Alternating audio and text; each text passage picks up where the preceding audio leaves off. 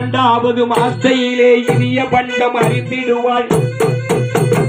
மூன்றாவது மாசையிலே முகமெல்லாம் வெளுத்திடுமா.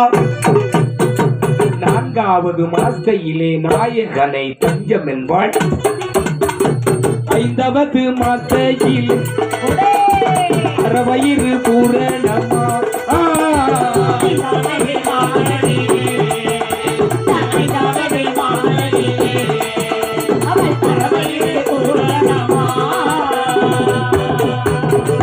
ஆறாவது மாசையில் அங்கம் எல்லாம் தங்க நிறம்.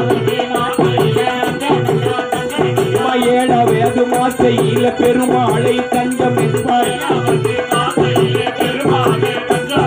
எட்டாவது மாசையில் எட்டெடுத்து வைக்க மாட்டாள். அங்கே ஒன்பது மாசையில் ஓலை போல சுழட்டிடுவா. பத்தாவது மாசையில்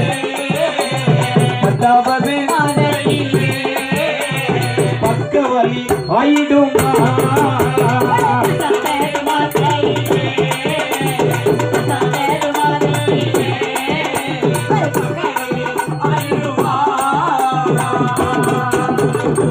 ஒன்றாவது மாசம்